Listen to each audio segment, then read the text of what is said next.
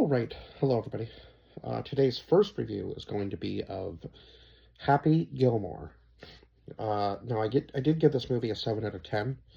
Kind of ironic that I gave the Transformers movie a 7 out of 10 too, I guess. But that was I don't know if that'll be. Yeah, I guess that would have been 2 days before this review comes out. Oh my god. I think I'm starting to lose my mind. So we will go over the cast list first.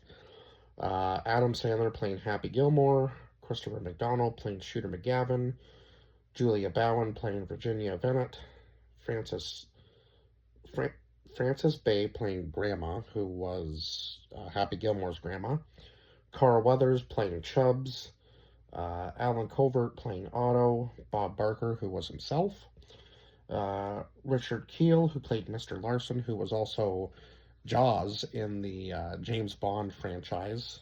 So it's kind of weird seeing him in a different role where he actually had some dialogue in the film because I don't think definitely did not talk as Jaws that I remember at all. Kevin Nealon as Potter and Ben Stiller as Hal L, who was the orderly in the nursing home that was taking care of Happy's mom throughout the movie. So and I was surprised that he was uncredited actually in this movie because he seemed to have, like a pretty significant part to play in the movie, even though he wasn't like maybe part of like the main cast. There was still there was still a lot going on with his character in the movie that I found that he should have been credited for it, but maybe he didn't want to take the credit in this film. Maybe he felt like his role was too small, but I feel like he still played a pretty significant part of the film anyway. So yes, Happy Gilmore. He was a hockey. Well, I shouldn't really say he was a hockey player. He was a aspiring hockey player. Like really wanted to play hockey his whole life, even though he might not have been very good at it. His dad was always teaching him, trying to teach him the way of hockey.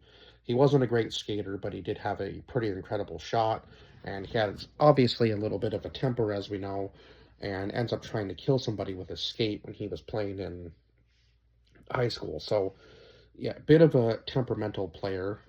Probably would have been better, as like maybe a goon, they call them, like the fighter, I guess. Because, yeah, seems like maybe that was more the role he should have played in hockey, but he definitely tried to be like the tough guy and toughen himself up in the off season. And then, of course, uh,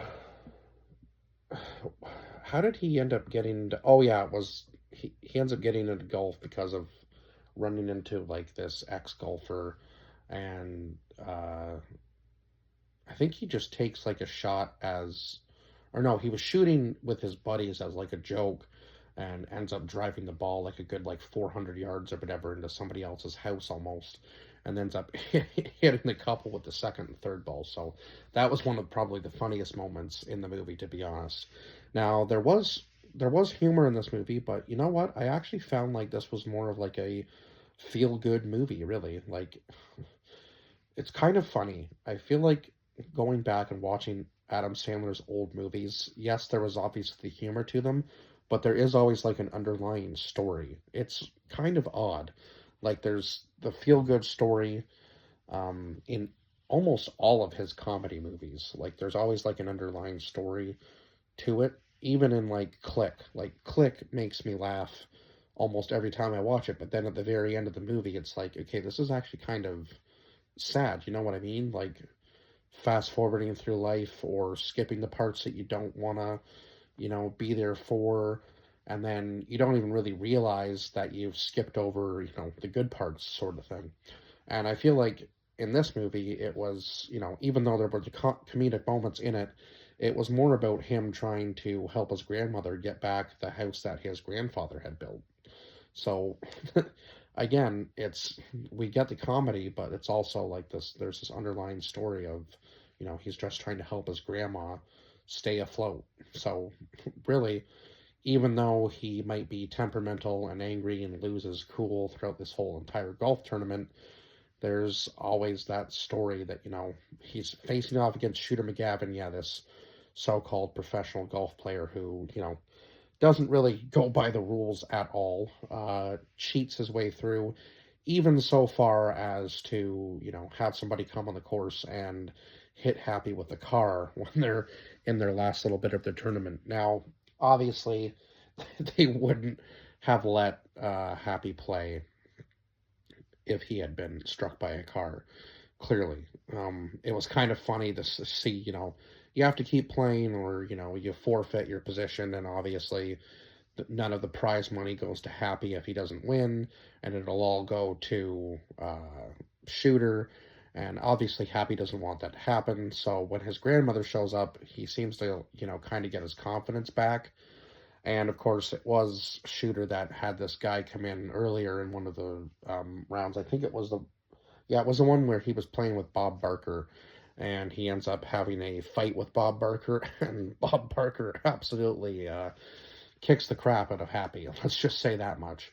Um, it was kind of funny because right up until that point, Happy seemed to be playing well, and then of course Shooter brings in this guy to heckle Happy throughout the entire course when they're having their like celebrity match or whatever, and of course Happy obviously is off of his game because of that, and he's trying everything to keep himself calm because it was Virginia that said, you can stay on this course, you can still have your edge, celebrate and so on and so forth. But when he was first on the course and he was like cursing and swearing at the ball, nobody, the who was it like I guess the owner of the course or the tour didn't want him there anymore. And she said, like the ratings are through the roof. Everybody wants to see Happy Gilmore.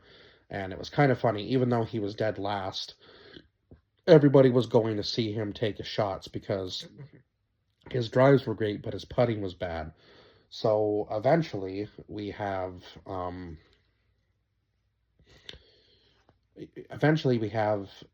oh my God, Chubbs come in and try to help him out.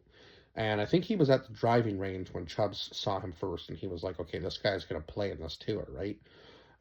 Because Chubbs was a great golfer, but he had his hand bitten off by an alligator, so he wasn't able to obviously ever win a golden jacket, which is what Chubbs's dream was. So he said, well, maybe if I can't win it, I can teach somebody how to play golf good enough to win the jacket, the one thing I can never get. At least I'd be proud enough seeing, like my protege end up winning um, winning this golf tournament.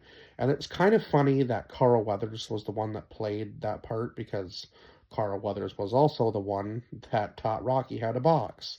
So it was almost like this is almost like a comedy version of Rocky with golf in a sense because he's slowly teaching Happy how to play golf when Happy is like this rough and tough up and coming or wannabe hockey player. So it's kind of funny that that was the concept of this movie. And maybe there was some inspiration drawn from the Rocky movies, and it was kind of like, okay, well, if we can take this and kind of put a comedic spin on it, as to where we have the underlying story of yes, this guy's trying to help his grandmother, but also put a comedic twist on it, which is I kind of feel like maybe that's what they were going for almost. And I can obviously see Adam Sandler being the guy to kind of give like a nod to somebody like Sylvester Stallone. Because obviously Sylvester Stallone has been writing movies for a very long time, and he is a very good writer as far as I'm concerned. He's a very good writer anyway. And they even had the little fight scene between him and Bob Barker. So yeah, it was almost like that. Yeah, the more I think about it, the more it's almost like that's what that story was technically. And it would have been even funnier if they played Eye of the Tiger in this movie. Uh, that would have really given it away, I think. But yeah, Shooter McGavin is definitely not the person that he seems to be, and he tries to sabotage Happy any chance he can get. Now, Happy is always there, like second place, so he's always getting the checks, and then, of course, when it comes down to it and he's going back to get his grandmother's house, uh, who was it? Shooter's there, and the auction is happening, and, of course, Shooter auctions the highest price, And of course, now he thinks that he has, Happy off of his game. And he says, if you let me win, you can have the house back, and so on and so forth. And of course, obviously, Happy isn't going to go for that.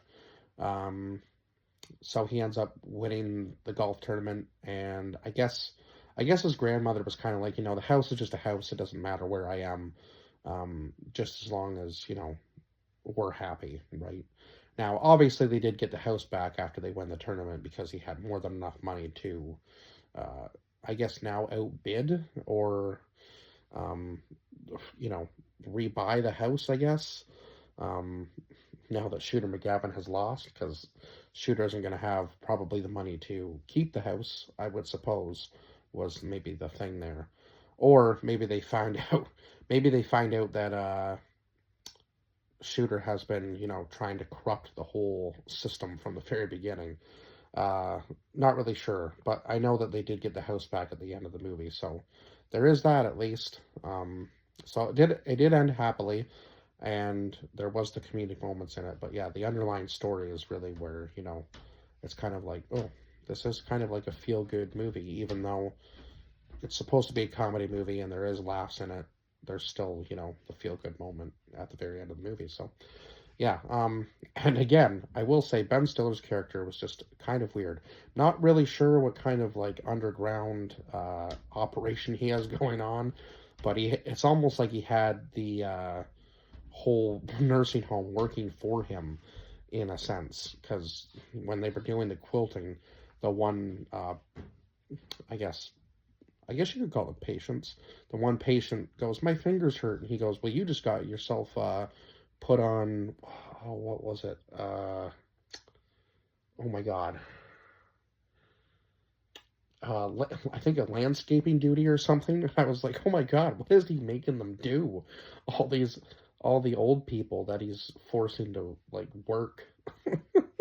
There's work skin and bone. Oh my God, it's just funny to think that he was running some kind of like almost like a drug operation, but he had the old people quilting for him. So yeah, again, I don't know why he wasn't credited in this film because I feel like he was one of the funniest characters in the movie. But um, yeah, I think that's pretty much it. That's all I can say about this movie. Um, Not it made me laugh, but I feel like it didn't make me laugh as much watching it now as it did when I was younger.